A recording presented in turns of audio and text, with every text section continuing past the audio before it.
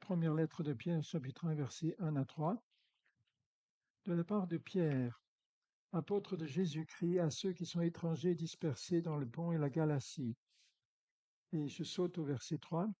Béni soit Dieu, le Père de notre Seigneur Jésus-Christ, conformément à sa grande bonté, il nous a fait naître de nouveau, à travers la résurrection de Jésus-Christ, pour une espérance vivante, pour un héritage qui ne peut ni se détruire, ni se souiller, ni perdre son éclat.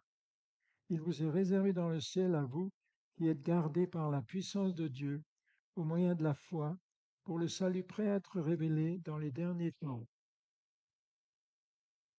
C'est ce qui fait votre joie, même si maintenant, puisqu'il le faut, vous êtes pour un peu de temps attristés par diverses épreuves. Ainsi, la valeur éprouvée de votre foi, beaucoup plus précieuse que l'or, qui est périssable et qu'on soumet pourtant à l'épreuve du feu, aura pour résultat la louange, la gloire et l'honneur lorsque Jésus-Christ apparaîtra.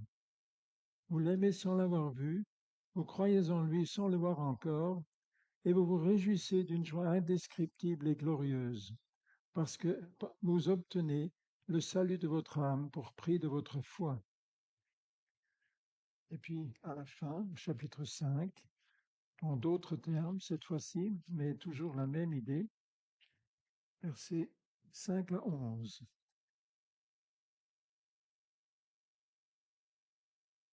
De même, vous qui êtes jeunes, soumettez-vous aux anciens, mais surtout après. En vous soumettant les uns aux autres, revêtez-vous d'humilité, car Dieu s'oppose aux orgueilleux, mais il fait grâce aux humbles. Humiliez-vous donc sous la puissante main de Dieu, afin qu'il vous élève au moment voulu.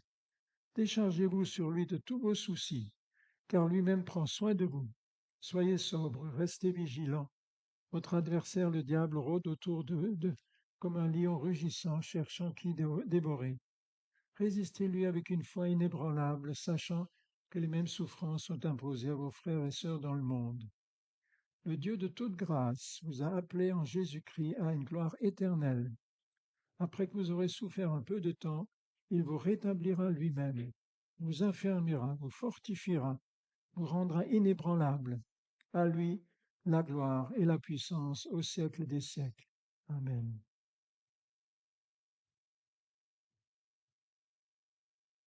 Pour commencer, il est peut-être bon de préciser un peu le sens des mots, surtout quand ils sont importants, quand ils sont au centre de la réflexion.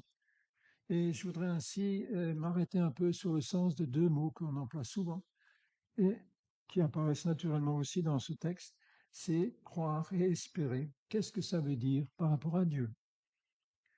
D'abord, croire. À la base, c'est naturellement être convaincu que Dieu existe, mais surtout qu'il y a un moyen de connaître sa pensée. Et en fait, ce moyen est double.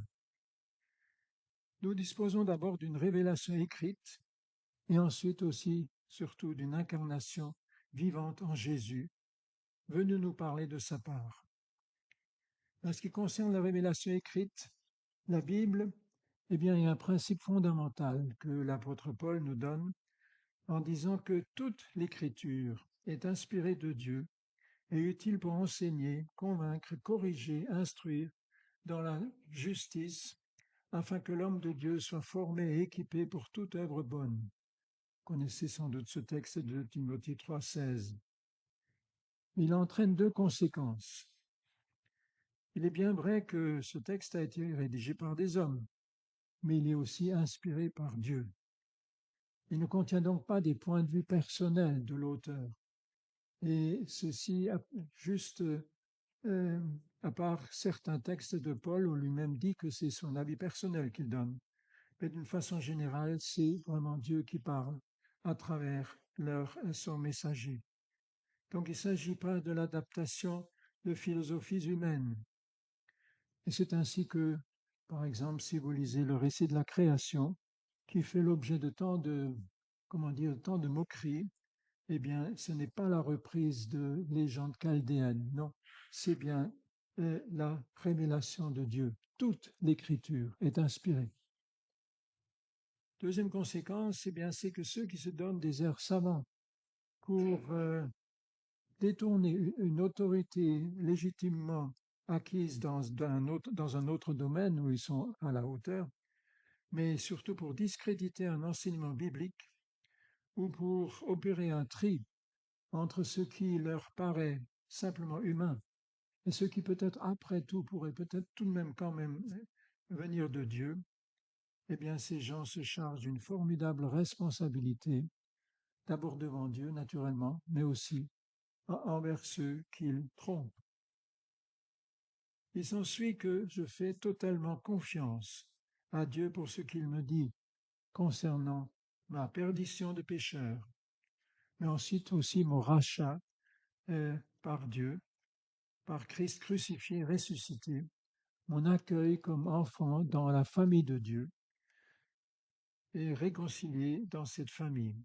Ça, ce sont des faits naturellement invisibles, ça c'est sûr, mais porteurs du sceau de garantie du Dieu qui ne ment pas.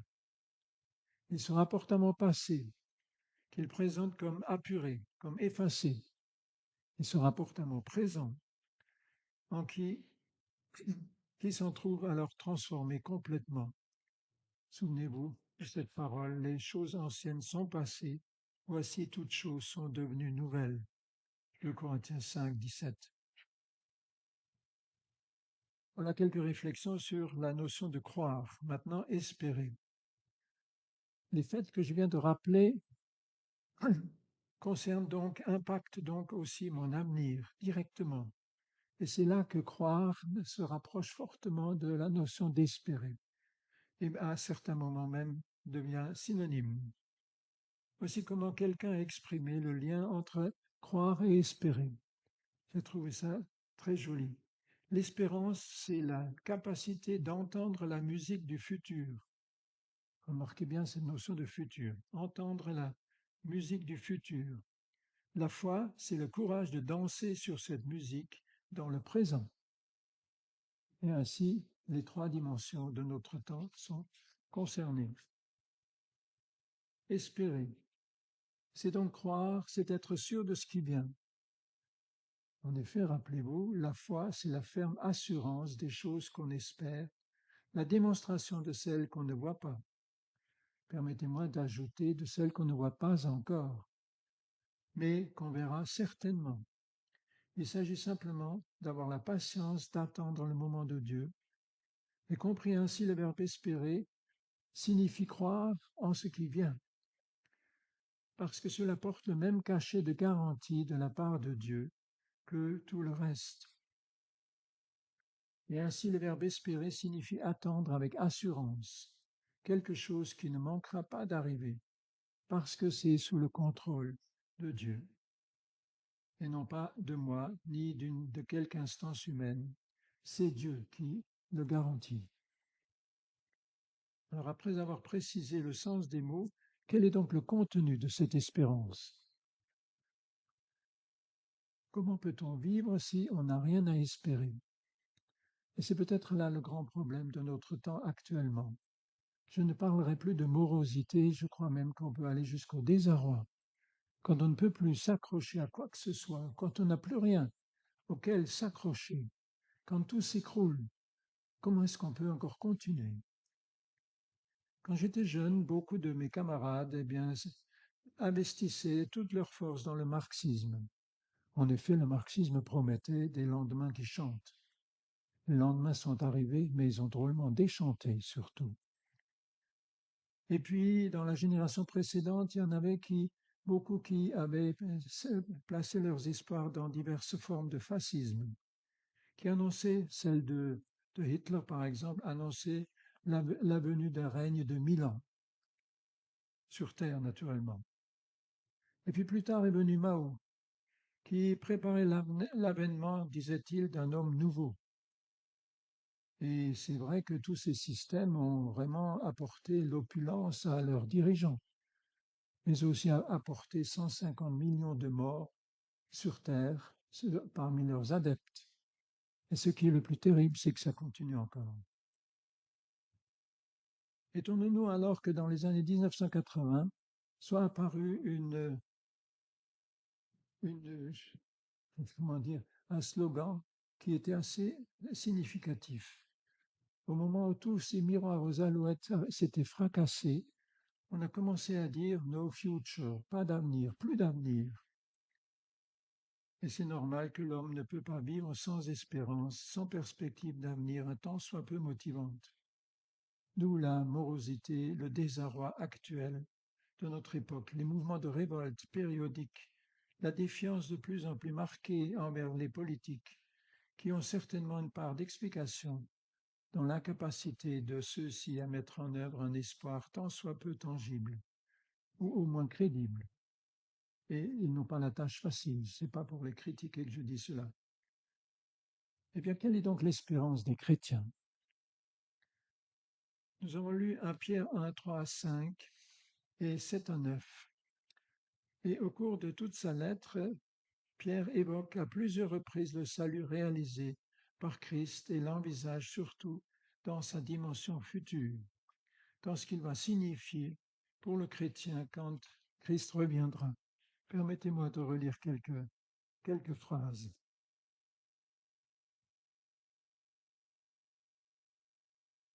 Il nous a fait naître de nouveau à travers la résurrection de Jésus-Christ pour une espérance vivante, pour un héritage qui ne peut ni se détruire, ni se souiller, ni perdre son éclat. Lisons ça dans les circonstances dans lesquelles nous vivons aujourd'hui. Rien de ce qui existe aujourd'hui, rien de ce qui nous tombe dessus, jour après jour, ne peut ni le détruire, cet héritage et cette espérance, ni la souiller, ni lui faire perdre son éclat. Il vous est réservé dans le ciel, à vous qui êtes gardés par la puissance de Christ, de Dieu, vous qui êtes gardés, rappelez-vous cela aussi, au moyen de la foi, pour le salut prêt à être révélé dans les derniers temps. Voilà ce qui est notre statut en quelque sorte dans ce monde actuel.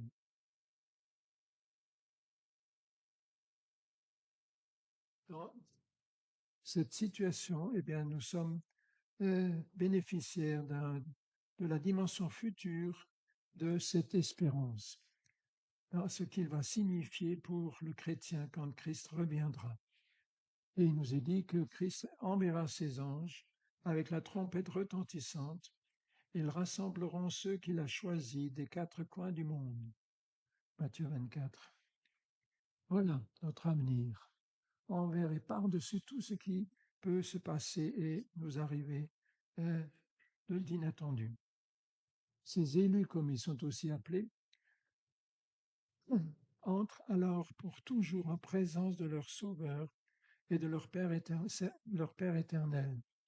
Ressuscités avec Christ, ils reçoivent un corps d'une qualité parfaite qui échappe définitivement à la mort et à toute forme de souffrance physique ou morale. Alors ils sont accueillis par celui qui est au centre de ce formidable événement, leur Sauveur lui-même. Et ils découvrent l'étonnante famille de Dieu, formée de tous les frères et sœurs de tous les temps et de tous les peuples, et donc aussi frères et sœurs en Christ qui les ont précédés et avec lesquels ils partageront leur quotidien infini. Ils entreront dans le concret de ce que signifie Éphésiens 2, 6, que nous avons assez souvent cité, mais qui est tout à fait impressionnant. Il nous a ressuscités et fait asseoir avec lui dans les lieux célestes en Jésus-Christ. Avec lui. Paul souligne souvent que tout ce qui nous concerne aujourd'hui, tout ce qui est notre avenir, c'est avec lui, c'est en lui. Et c'est sa puissance que Dieu a déployée en Christ quand il l'a ressuscité, il l'a fait asseoir à sa droite dans les lieux célestes. Ça a l'air tellement extraordinaire que ça sonne un peu comme un conte de fées. Mais c'est le seul conte de fées qui se réalisera, parce que derrière, il y a la garantie de Dieu. Nous ne pouvons pas l'imaginer, ou alors si peu. Et tout cela est tout à fait fantastique. Et s'ajoute encore à cela un héritage qui ne peut ni se détruire, ni se souiller, ni perdre de son éclat, qui nous est réservé dans le ciel pour ce moment-là. Cela consiste à entrer en jouissance, d'une part, de la récompense réservée pour le service sur terre, et à ceux qui l'ont servi, selon leurs moyens, il dira: c'est bien, bon et fidèle serviteur, tu as été fidèle en peu de choses, je te confierai beaucoup. Viens partager la joie de ton maître. Voilà aussi un aspect de notre avenir. Ce beaucoup qui nous est confié par le Seigneur sera une nouvelle forme de service éternel et libre de toutes les peines qui aujourd'hui s'attachent au travail sous quelque forme que ce soit. Ce sera certainement aussi l'occasion de découvrir et de gérer l'infini de la création, purifiée du péché, dans une splendeur qui reflète la gloire du Créateur. L'éternité ne consiste pas à rester assis quelque part, à chanter toute la journée. Il s'agit, entre autres, en plus de la louange naturellement permanente, d'agir, de travailler. Souvenez-vous de ce petit proverbe qui passe souvent inaperçu, mais où il est dit que le précieux trésor de l'homme, c'est l'activité. Et restez donc, moi j'ai vu ça ces dernières semaines, assis pendant toute la journée dans un fauteuil. C'est plutôt pénible, pour ne pas dire autre chose. Et si je me suis arrêté pour évoquer tout cela, c'est pas pour vous faire oublier le pauvre monde dans lequel nous vivons et qui n'a pas d'espoir, mais pour vous appeler à prendre vraiment conscience, vivement conscience que ce sont là juste quelques aperçus de l'avenir, de l'espérance que Dieu ouvre devant quiconque se place sous l'autorité du crucifié et du ressuscité. C'est aussi pour nous aider à ne pas laisser le diable nous le faire oublier. Parce que lui, il y croit, mais il n'espère pas. Voilà la grande différence. Il y croit, mais il ne l'espère pas. Et c'est parce qu'il y croit qu'il veut aussi l'effacer de nos pensées. Et s'il y arrive, alors, dit Paul, c'est pour cette vie seulement que nous espérons en Christ, nous sommes les plus à plaindre de tous les hommes.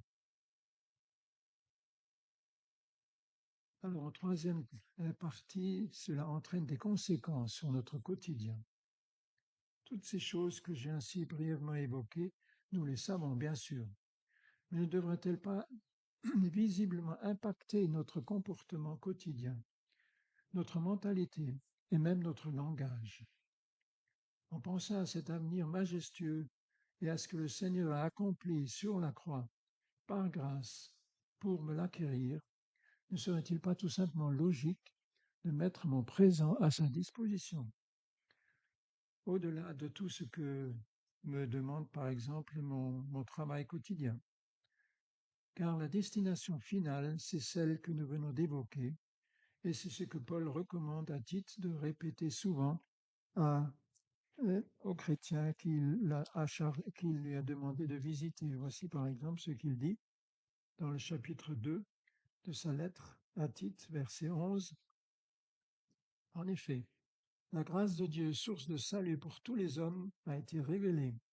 Elle nous enseigne à renoncer à un mode de vie impie et aux convoitises de ce monde et à vivre dans le temps présent conformément à la sagesse et à la justice et à la piété, en attendant notre bienheureuse espérance, la manifestation de la gloire de notre grand Dieu et Sauveur Jésus-Christ. Permettez-moi pour une fois d'être un petit peu plus personnel. D'une part, tous les événements cette folie guerrière qui se déchaîne un peu partout dans notre monde et qui est peut-être plus effrayante que jamais et qui frappe d'une lourde hypothèque notre demain. Et d'autre part aussi, personnellement, les problèmes de santé que j'ai eus et que j'ai encore sont deux réalités incontournables en ce qui me concerne. Mais elles m'ont posé alors cette question, et maintenant, qu'est-ce qu'il en est de ta foi? Où est ton Dieu dans tout ça? Eh bien, en face de cette question, c'est là que j'ai réentendu, venu du fond des âges, de la part de celui que j'appellerais mon ami Job, qui est mon aîné de 4000 ans, qui lance ce cri de foi victorieuse. et qui dit, face au déferlement de malheur qui l'accable, mais je sais, moi, que celui qui me rachète est vivant et qu'il se lèvera le dernier sur la terre. Quand ma peau aura été détruite, en personne je le contemplerai. C'est lui que je contemplerai et il me sera favorable. Mes yeux le verront et non ceux d'un autre. Au plus profond de moi, je n'en peux plus d'attendre. Job 19, 25 à 27. Et si vous sautez à l'autre bout de la parole de Dieu, dans la fin de l'Apocalypse, eh bien, là, l'apôtre Jean vient magnifiquement reprendre et confirmer cette souveraineté victorieuse de Dieu sur tout le mal.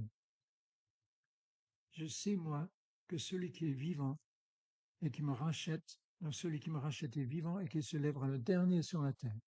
C'est lui qui aura le dernier mot. Ce cri de confiance joyeuse et même impatiente, lancé dans la nuit de la souffrance, ô Dieu de l'espérance, je l'ai rencontré à plusieurs étapes de ma vie. Et chaque fois, je peux le dire à la gloire de notre Dieu. Chaque fois, il a renouvelé ma paix en Christ. Il le fait aussi aujourd'hui, réellement, profondément. Et je vous souhaite qu'il renouvelle aussi votre assurance en vous. Non, vous ne vous êtes pas trompé quand vous avez saisi la main qu'il vous a tendue, quand vous avez accepté, accueilli dans votre vie là, non seulement le pardon de vos péchés, mais surtout aussi sa direction. Quand vous avez placé votre vie sous la haute autorité, comme disait tout à l'heure Sophie, de notre Sauveur.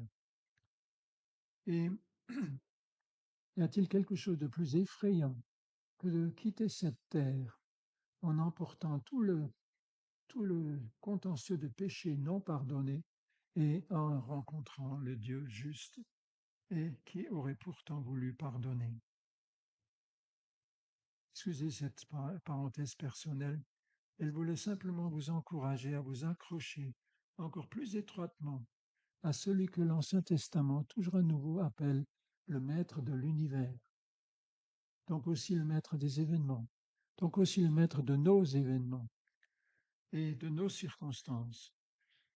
Rien n'est plus important que de continuer la route avec confiance, continuer le service avec lui, chacun à la place, avec les moyens que le Seigneur lui a donnés. Car c'est le Dieu de paix qui vous conduira lui-même dans une sainteté totale, et que tout votre être, l'esprit, l'âme et le corps soient conservés irréprochables lors du retour de notre Seigneur. Celui que vous appelez fidèle, c'est aussi lui qui le fera. Magnifique cette parole. Celui qui vous appelle, c'est aussi celui qui le fera. 1 Thessaloniciens 5. Ou en d'autres termes encore plus enthousiastes, ça se trouve dans Romains 15, que le Dieu de l'espérance vous remplisse de toute joie et de toute paix dans la foi, pour que vous débordiez d'espérance par la puissance du Saint-Esprit. Il est fidèle et c'est lui qui le fera. Et si c'est lui qui le fera, nous pouvons l'attendre, c'est-à-dire nous pouvons le croire, nous pouvons l'espérer, parce que ça ne manquera pas.